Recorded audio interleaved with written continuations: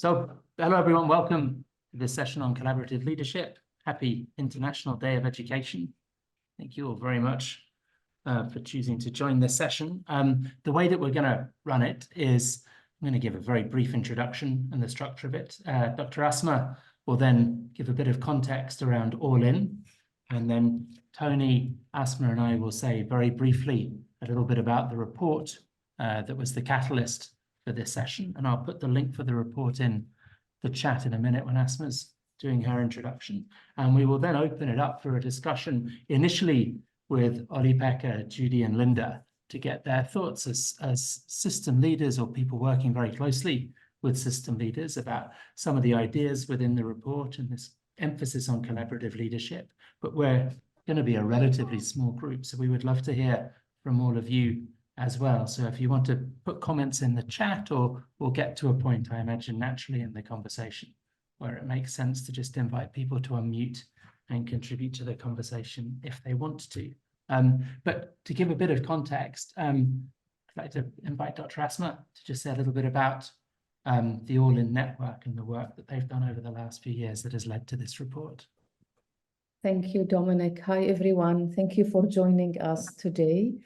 My name is Asma. I think I worked with most of all of you, and you have been part of WISE and Qatar Foundation, and specifically more on with All In. So All In is Agile Leaders of Learning Innovation Network. I founded this network in 2017 as a community, as a platform, as a tool.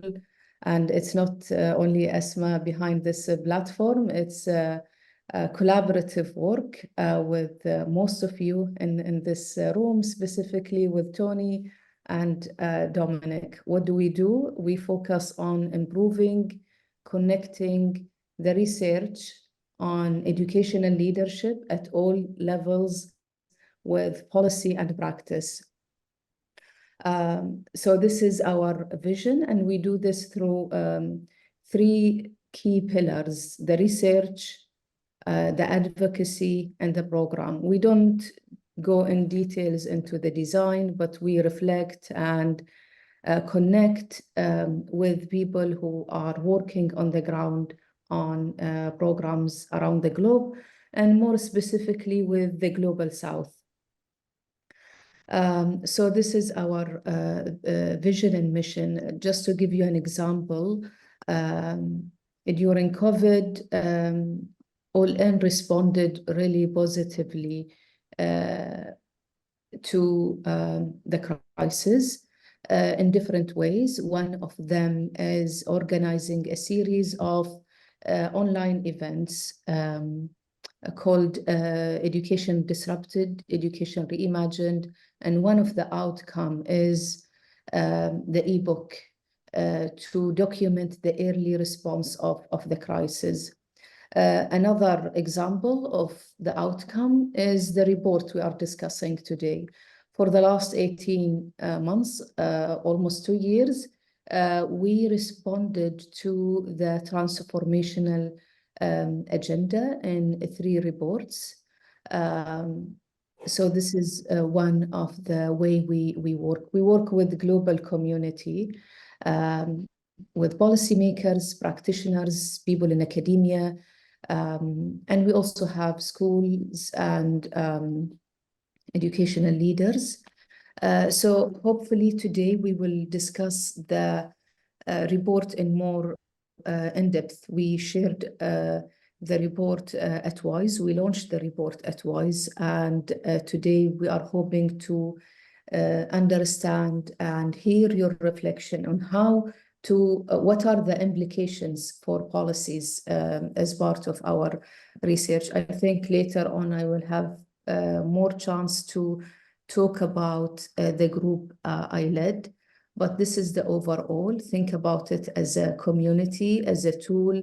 We agree on a specific area and we work as a global community and provide solutions to the global and local discussion around educational leadership. Great, thank you, Dr. Asman. It's really helpful context. So the report, the third report in this series, was called Collaborative Leadership for Transforming Education in Learning Ecosystems.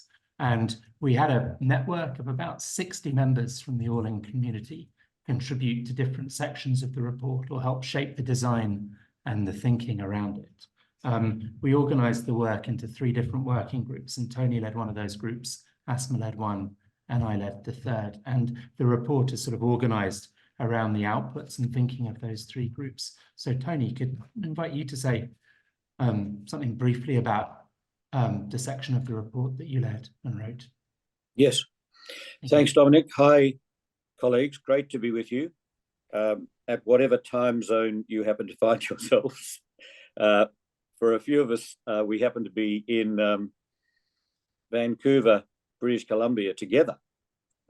So Olli-Pekka and Linda and Judy, who I know, Dominic, you will introduce more formally in a moment, and myself are all in Vancouver at this moment, and it's a glorious 6 a.m. in the morning. So we're delighted to be up and about.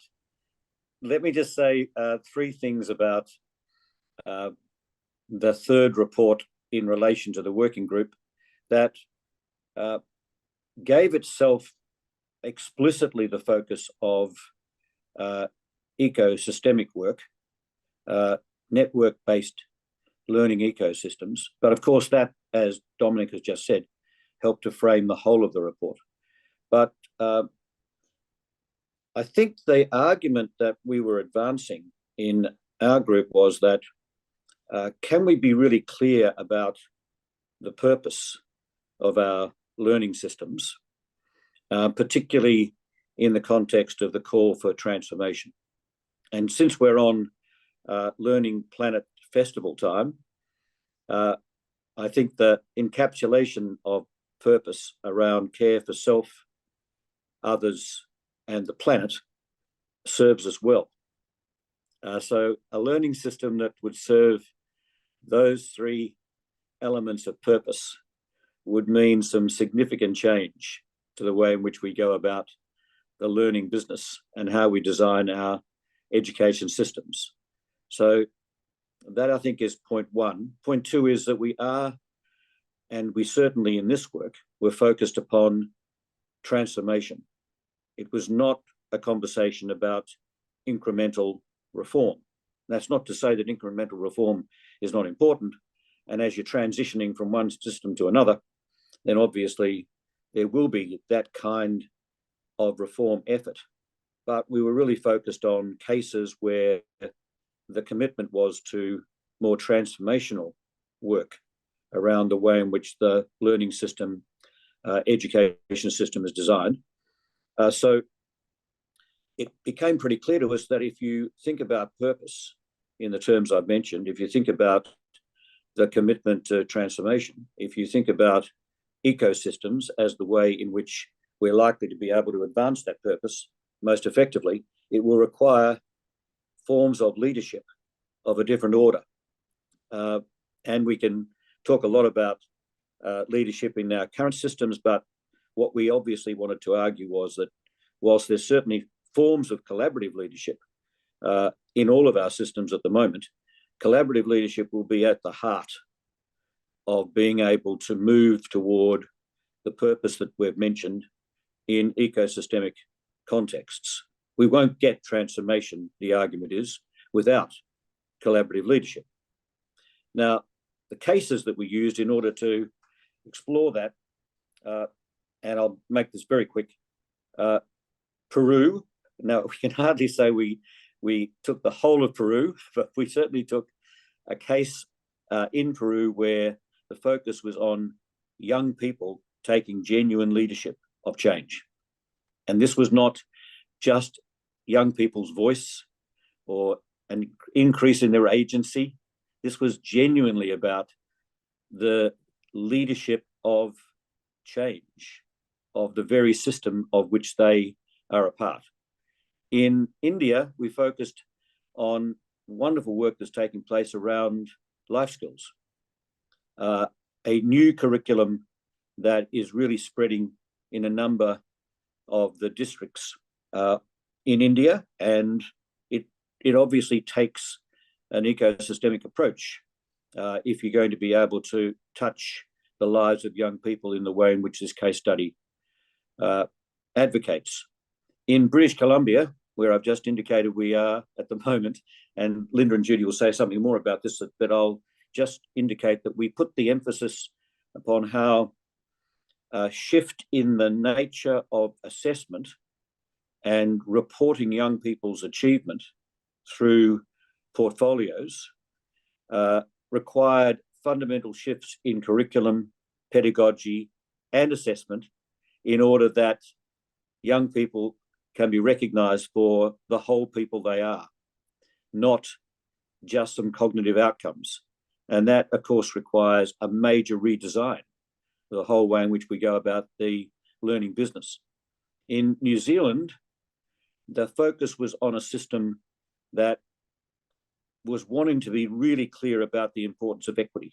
Not a narrow definition of equity, but one that was far more in the business of recognising the absolute centrality of inclusiveness, of diversity, of indigeneity, particularly in the New Zealand context, where Māori are a very important part of the community.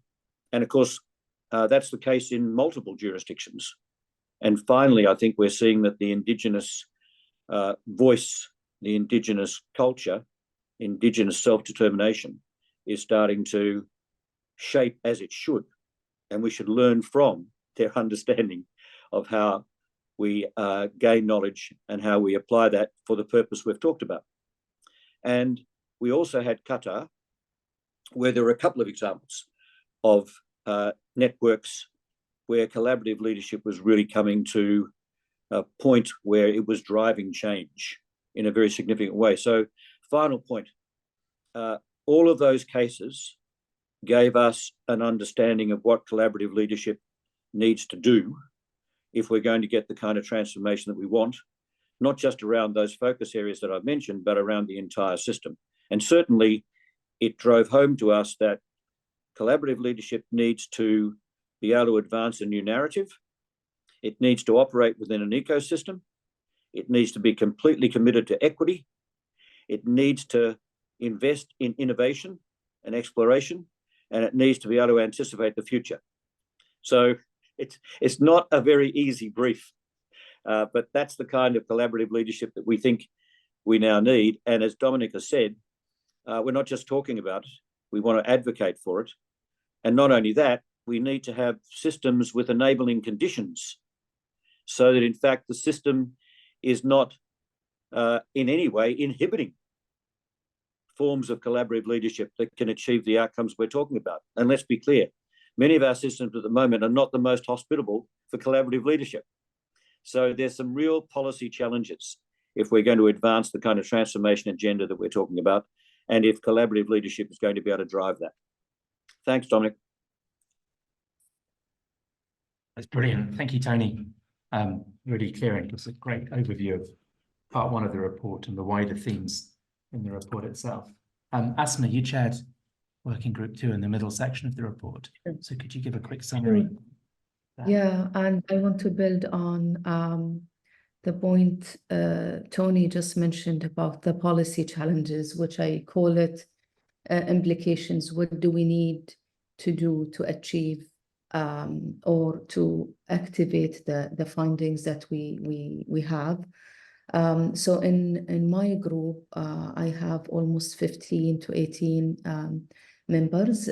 Thank you for all your effort. I want to mention our research questions, our methodology, case studies, findings, and implications. So the focus of our group is to investigate the relationship between effective leadership and transformation. Earlier, when I mentioned about our mission this time is to focus on the transformational agenda as a big picture. And we want to explore the nature of leadership required for such transformation. We looked at 4 case studies, mainly from the Global South, We looked at Dignitas in Africa, in Kenya. All of the cases from Africa. Citizen Leader Lab in South Africa. From Ghana, we looked at Ghana's Professional Educational Leadership Qualification Framework and the CBD program in Rwanda. So as you can see, all of them from the same context. These cases have unique contexts, but they are also have similarities, especially in the design and the sustainability factors. We spent really time to develop a unique framework to study the similarities and differences to come up with our conclusion and implications. We looked at different frameworks. So I think part of the contribution of our work, also you can look at it from methodological contributions. So the framework is really worth looking at because we looked at different frameworks, but we developed our own. We found three main findings. Number one, these programs on the ground in Africa, they have leadership development and training through a structured program designed to sustain impact, especially on students' outcomes and well-being. Some of them, like Dignitas, focusing on competency-based curriculum beyond the traditional model. This is an example. Number two, as Tony mentioned in his group about the importance of collaborative leadership. And in the example, four cases, we identify three types of collaboration: local and international, community engagement, similar to Citizen Leader Lab, for example, in South Africa. And the third one, cross-sector collaboration, so at different level. And finally, all these programs, they have a continuous adaptation and focus on learning environment to make sure there is measuring for growth, the lessons learned, and how to develop a model that they make sure there is capturing for the learning. What are the implications, which I hope we can learn also from your expertise? To achieve that, we need the following. We need to create a thriving learning ecosystem because we need conditions to allow these practices on the ground and also to support leaders so they can support their schools. Number two, the macro-micro interplay and the connection between them. What do I mean by this? The importance of context and adaptability. We need to connect the macro vision to micro implementation. And my PhD was around this topic, studying the reform here in Qatar, and I can talk about it for hours, but this is also important when we talk about implementing programs on the ground in Africa, Asia, and everywhere. Finally, connecting a program design to policy support through cohesive, evidence-based policies. And these are the three implications, and we would love to hear feedback, comments from you, how to make this possible. Thank you. Great, thank you, Asma. And part three of the report was really looking for case studies or examples of either systems or networks or institutions that had found ways of incentivizing collaboration above competition. So we took case studies operating at different scales. So we had one from Scotland, which was an example of a national system that has found a way of incentivizing collaboration between schools rather than competition, whereby in the national inspection framework in Scotland, a school cannot be rated outstanding if they can't prove that they're actively collaborating with another school. So it's a sort of elegant and definitely replicable and scalable way of incentivizing or hardwiring collaboration into the system.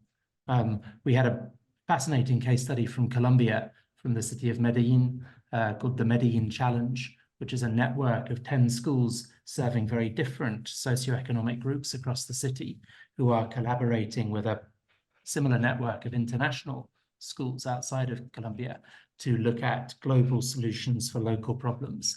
And it's a partnership between the school leaders, the teachers, and the students in the 10 Colombian schools, and then their international partners. And again, a really interesting example of how schools that could easily be in competition with one another in the city are actually finding exciting new ways of working together. And then case studies 3 and 4 both came from across Africa and emerged during the pandemic. They were very much sector-driven networks of collaboration. One is called African Voices Dialogue, and the other is called the Inventors Playground. And both brilliant examples of ways in which teachers across the continent are looking for new ways to collaborate, share approaches, and share learning.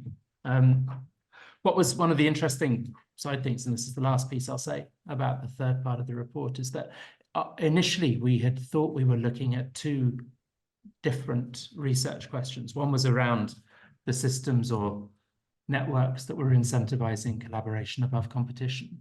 And the other was a separate research question at looking at intergenerational collaboration and intergenerational leadership within education transformation. And what we found really early on in this is that every single intergenerational example was forefronting collaboration above competition. So they were collaborative by design. And so in the end, we merged the 2 research questions. But you'll see some interesting examples from within Medellin and the 2 African case studies around the sort of intergenerational collaboration and how systems are driving that. So what we have thought, I suppose, what emerged from the whole report and the central thesis that it's built upon, and that we're going to open up the discussion to bring Olli-Pekka and Linda and Judy in, and Tony's going to introduce them in just a minute, is really this idea that collaborative leadership is both a component of the process of education transformation that many, many different systems are engaging with, or at the beginning of engaging with, because of the UN-led initiative that started in 2022. And then it will also hopefully be a feature of transformed systems. So it is both a process of the work of transformation and a destination. But this is, I suppose, there's a kind of moral aspect to this, or an aspirational aspect to this. And this is one of the things that we're really keen to discuss with our 3 guests, and then with all of you. But Tony, if I pass to you to introduce Olli-Pekka, Linda, and Judy. Thank you. And in asking Olli-Pekka and Linda and Judy to join us, now you're very kind to do so. We were wanting to make it clear that we were not overclaiming the work. To talk about collaborative leadership around a particular purpose, and then to say that you believe that it will help drive transformation, and particularly if you believe in the emergence of learning ecosystems. This is all emergent. All the cases are emergent. We're not claiming that, in fact, we are presenting a set of case studies where collaborative leadership has produced transformation and we've got healthy learning ecosystems. But we feel like we're on the journey. But Olli-Pekka, we wanted you to comment in a moment, because you've been committed to this agenda, both as the leader of an education system, Finland, the school system, but obviously links to everything from early childhood through to further and higher education. But now, of course, leading the International Baccalaureate organisation, you're leading an organisation that also is committed to collaboration.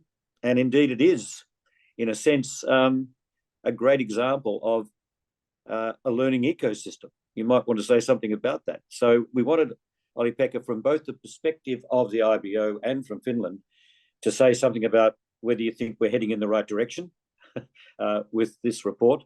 And Linda Kaiser and Judy Helbert, your leadership in the British Columbia province at all levels of the system, because you've both had experience as being directors of education at the provincial level. You've led work in practice as leaders of schools. You've built now the most remarkable network, both local and global. So in terms of network leadership and ecosystemic work, you live and breathe it every day. And of course, you're also invested in producing leaders who are going to be collaborative and advance the transformation agenda. So it's not bad to actually have Olli-Pekka, Linda and Judy with us to say, hey, what do you think about the thesis, to use Dominic's language? So Olli-Pekka, could we start with you?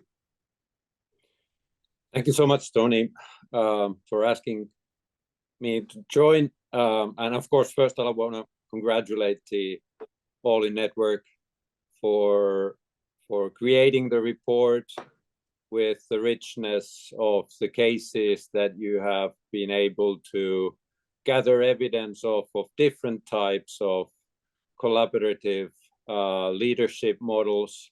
I think that proves the case already, that you are definitely showing the world of education to the right direction.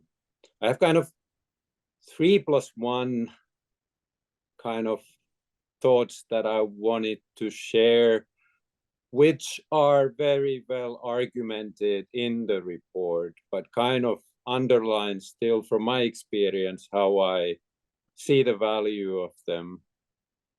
The first is really about the quality of collaborative leadership, that what does it mean? And I think it's a bit of the same thing that you go into a forest, and no matter whether you zoom in or you zoom out or you look from whatever perspective, what you see is life. And I think it's the same thing with the kind of a learning ecosystem with collaborative leadership, that no matter from which perspective you look at that ecosystem, you see collaborative leadership. You see the leadership that is connected to accountability, to agency, which is needed for that system to function. The second thing I wanted to say is that I'm so happy that you're talking about learning ecosystem, because quite often we also use the term kind of system thinking in this kind of context. And I think system thinking has the challenge with it that you might get the interpretation that you're kind of thinking about a system, which is a separate thing. And you are in a way kind of trying to fix it or repair it from the outside, seeing what's wrong, and then you have an agenda and you fix it. I'll rather see it as you are saying, that we're talking about system learning, that you have to live in the system and you have to adapt, being inside the system, sensing all the numerous possibilities that open when you comprehend the interconnections and the relationships. And you start to see it also, the other actors in the system, not as roles, but human beings. And seeing that what is it that we have together, what are the things that we are sharing and we are capable of achieving together. And then the third point, I think that it is very central that, like I noticed in the report that you were calling yourselves leading the different groups as conveners.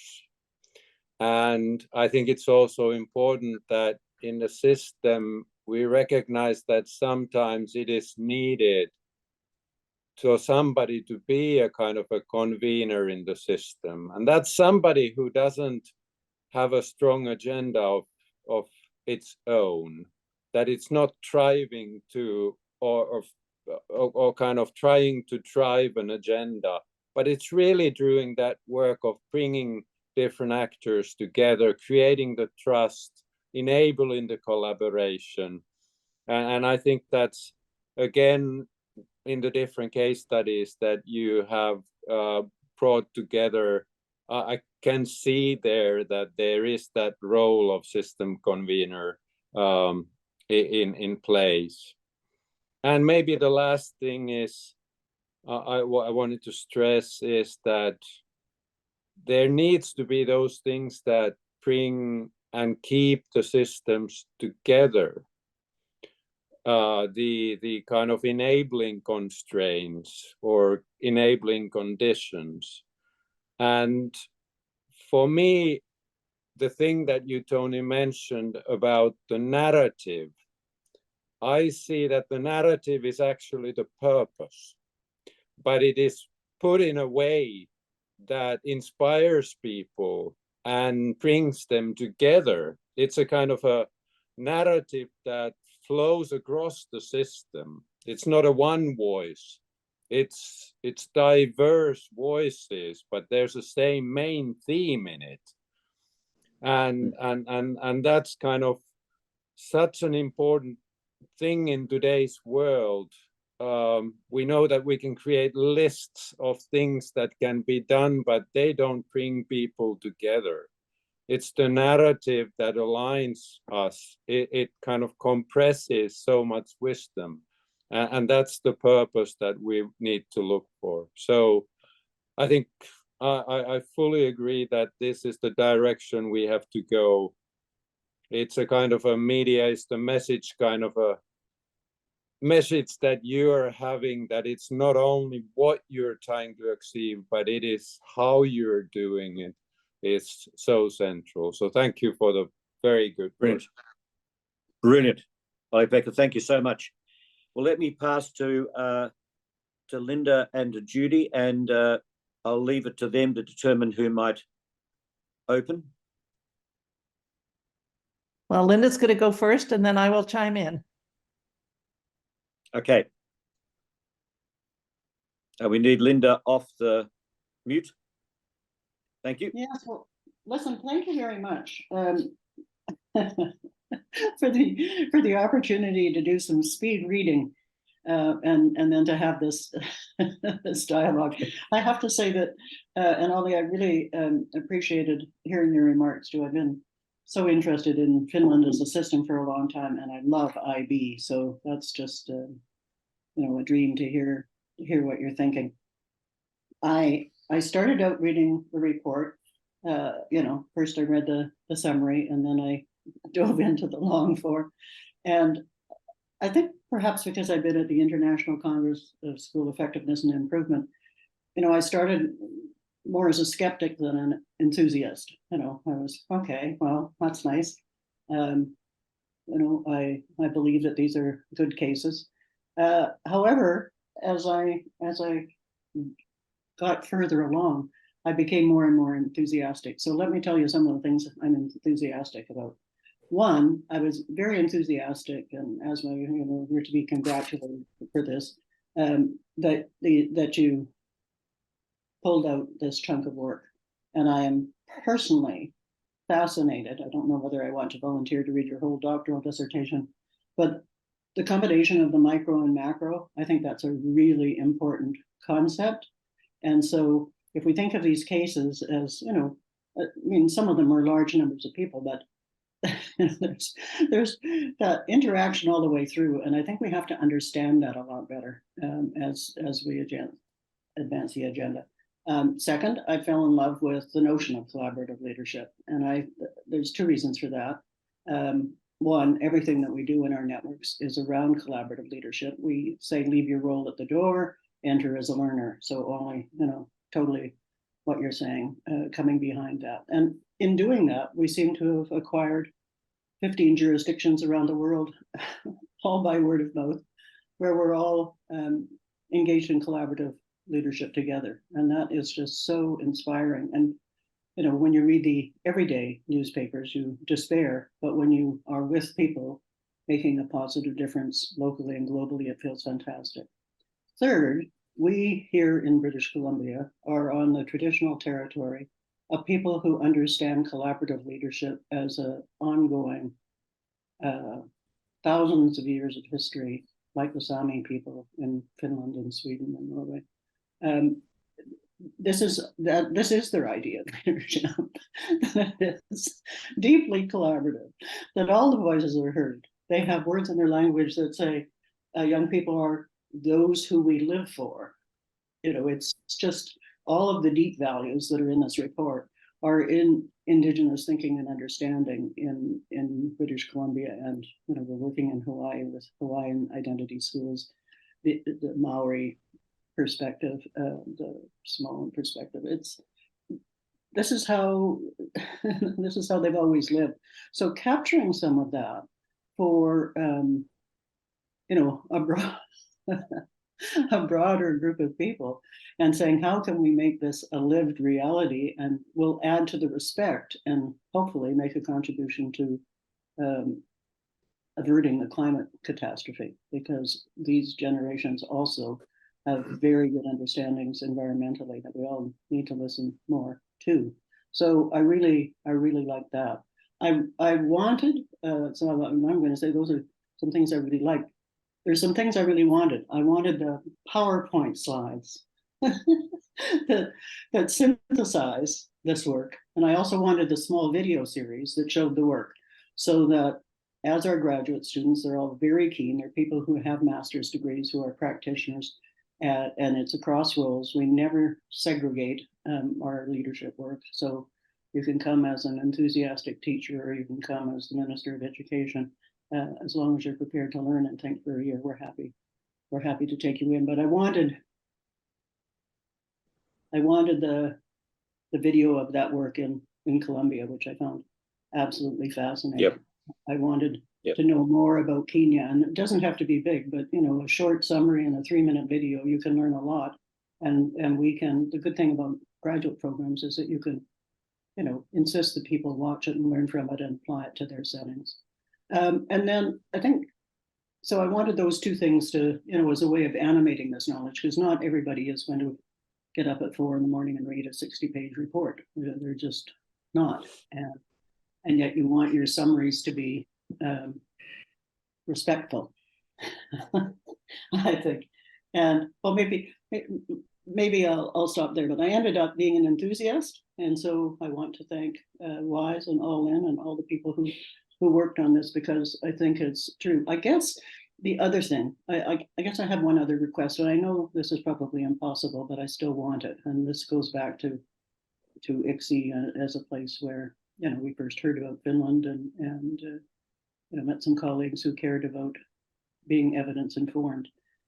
I'd love to have a way going forward of saying, well, what evidence sources would tell us that New Zealand or Aotearoa is now much more equitable than it was a decade ago, which is when we probably last visited. Because that system, like Sweden, where you have extreme choice brought in by right-wing governments, it's very hard to lead to a different place, because poverty gets hardwired into communities, and selfishness becomes a dominant theme. So I want a way of being able to tell, you know, 5 indicators. I don't care what they are. You know, you've got access to all kinds of smart, research-oriented people, that I can look at a grid and say, yep, you know, for sure, they have made gains on creating a more equitable system, because that's a global challenge, and we need to have intelligent measures. And you know, we can talk about new metrics until we're blue in the face, but I want to see what they are, and I want to see the people who created them, and I want to see what they say, because just saying it's good isn't, you know, I think enough. It's not compelling enough. So fantastic. I ended up being deeply stimulated, and now I'm wide awake on decaffeinated coffee. So thank you. Thank you, Judy.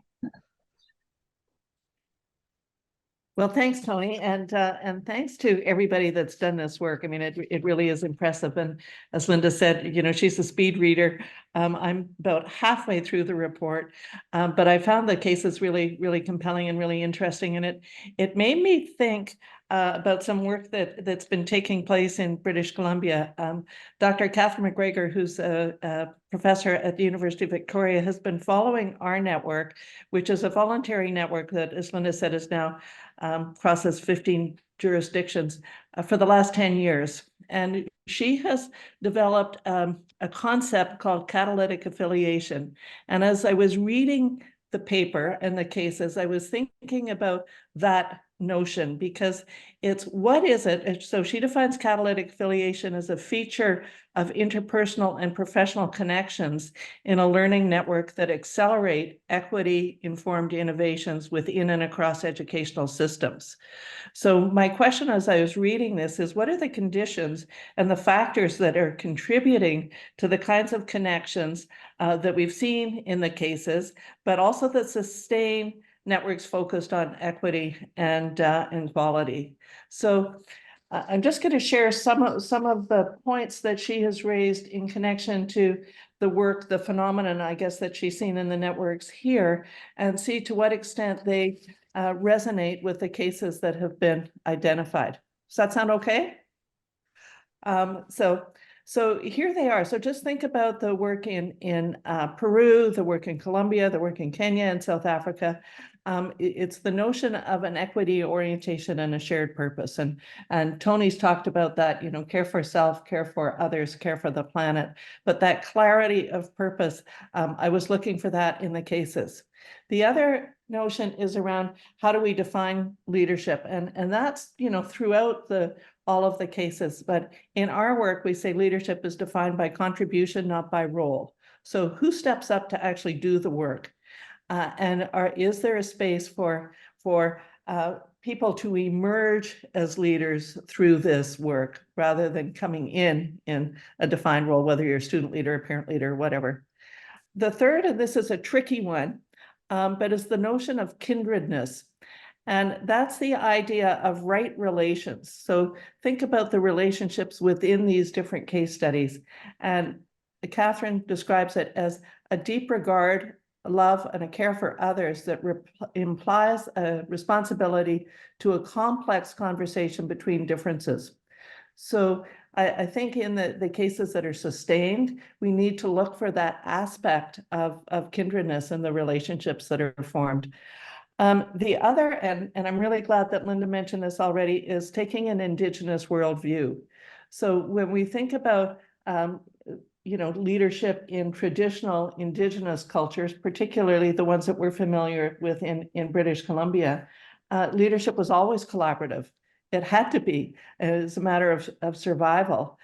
Colonization and, you know, the imposition of a British system here in Canada worked to eradicate that and to replace it with a hierarchical system, which has not worked.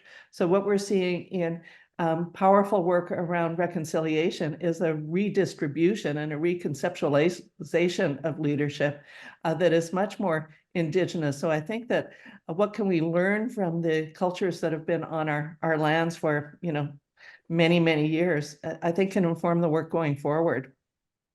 There's a wonderful term from the Lil'wat people here in British Columbia it's Kwalelap, and it means uncertainty in the anticipation of new learning.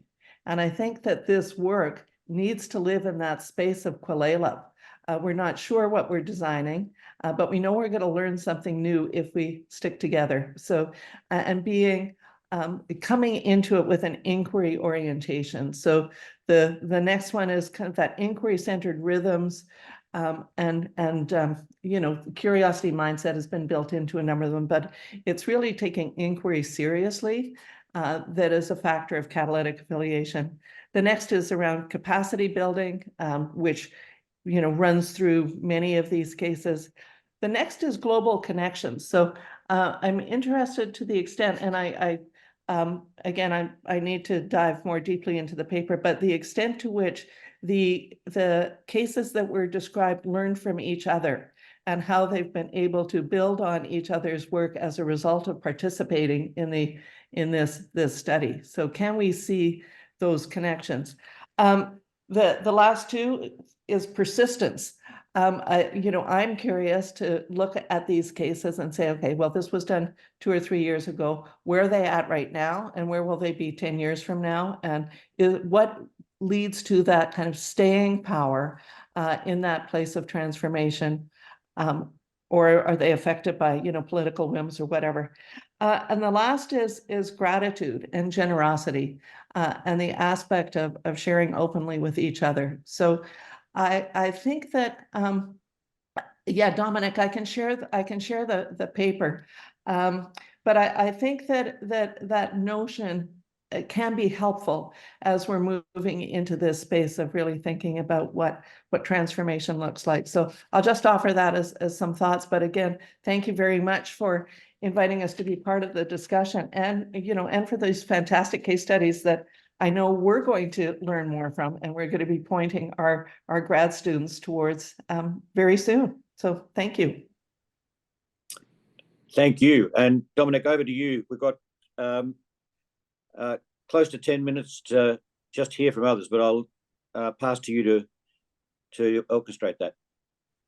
Great, thank you, Tony. And yeah, Ollie, Becca, Linda, and Judy, thank you so much for those reflections and thoughts, and any links that you have open that you can share in the chat that might be useful for others on the call to take away, then please do. But we'd love to open it up. I mean, Olivier, maybe we could bring you in first, if that was okay, because you commented in the chat, and whether you see a connection with the work that you've been doing and what we've been talking about with the report. Thank you very much. This is a great opportunity for me to discuss with great mind in education. I've been involved in a research, sitting in a teacher's room for 3 years.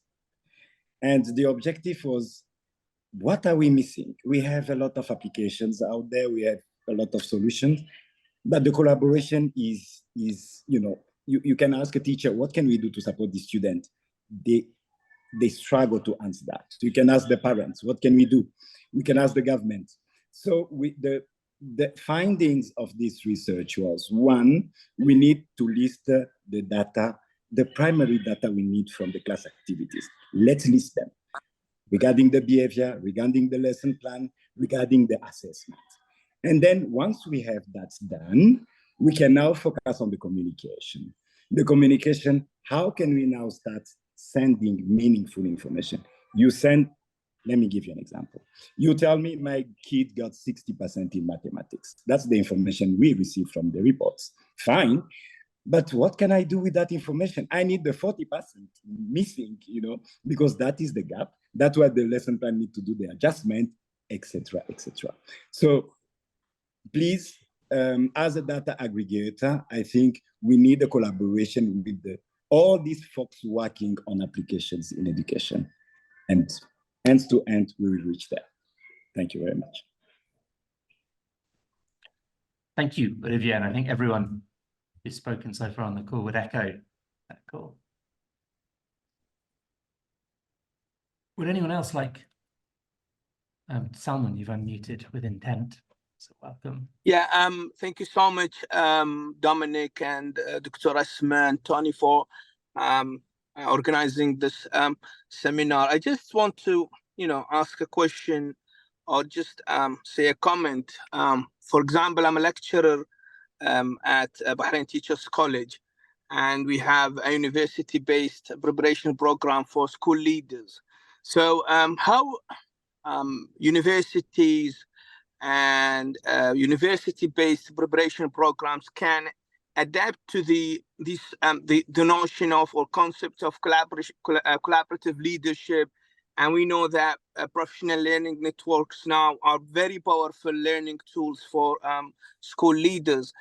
So how can university-based programs and academics, such as myself, adapt to these new notions and these new dynamics and the new challenges imposed on school leaders? How can we embed skills like creativity, collaboration in our academic programs. And academic programs and universities have their own bureaucratic procedures and might take so long time to adapt to these changes and to change the curriculums and all of these things. So I just, if someone has a comment on this, thank you. Well, very quickly, Dominic, because I know we want some other voices as well. What about we agree to share some examples? Linda and Judy, you run what I regard as being one of the most powerful programs that is exactly in the space that someone was talking about. So if you could share some details of that. And Asma, there were other cases that you talked about where we are starting to see precisely a response in the way that someone raises. So if we could do that outside of this call, just through email exchanges, that'd be great, Dom. Maybe it comes via you. Sure, happily. Okay. Simon and I are in Thank touch you. anyway. Unless, Dr. Asma, did you want to say anything? Yeah, especially for Salman's question, I think there are a lot we can learn from this report related to the design, the implication. We have almost 15 case studies in this report, and either, how to connect with the practices, how, some of these programs won WISE awards, for example. So I think there are a lot to learn from it. And a part of our effort today and with All in general is to bring people like you from university level, from the ministry level, and to connect and learn from these cases, but also apply it based on the implications we are suggesting. I also want to comment on the definition, Dominic, with a reference to the work or the definition Neil Barker suggested in the report in page 8. We used the 8 elements, if I may share the screen here, because we spent time, really, I'm proud of this graph. Can I share my screen to the... Yes, you're a host, so you should have. Yeah. Okay, I don't want to, yes, share screen. Okay. Can you see my messy screen now? Okay, so here the definition from Neil about the 8 elements of the collaborative leadership. And I agree with Judy, it's contribution. The definition here, we are not adding a new definition. It's more, as you, Judy, mentioned, it's a contribution, not a role. And it's an approach. So what we did, we looked at these 8 elements, as you can see. These are from the literature, nothing new, yes, nothing new. But what we did, we put all of these 13 or 15 cases to look in more in-depth what are the features based on this. We used it as a lens. At the end, we came up with this graph, this one. So if you ask me, what is the definition of the collaborative leadership? This graph explains the meaning as an approach. And also Neil refers to it as, it's not a linear approach, and it involves all the level, system level, community level, and school level. Please look at it. We spent really a lot of thinking behind these pages, but the idea is not to bring a new meaning of leadership, but it's more about how we can look at these cases in more in-depth using the 8 elements. I think we need more than an hour, Dominic and Tony. Yes, but we are at the hour. We are at the hour, and it's an incredibly crowded day with Learning Planet activities and many other things besides. So I'd like to thank Linda, Judy, and Ollie Pecker very much for joining us at such an early hour and offering some really interesting insights and points of reference to explore alongside the report. To thank all of you for making time for this in busy days at a really busy time of year, and to thank Learning Planet Festival for hosting us and accepting the proposal as represented by Sarah on this call. And wish you all a very happy International Day of Education. Thank you very much. We really hope that you find the report useful. So please access it and use it and share it in any ways you think valuable. Take care, everyone. Thank you. Thank you very much. Thank Bye, you. Tony. Bye, Dasma. Thank you, Dominic, Dr. Asma, and Tony. Thank you so much. everyone.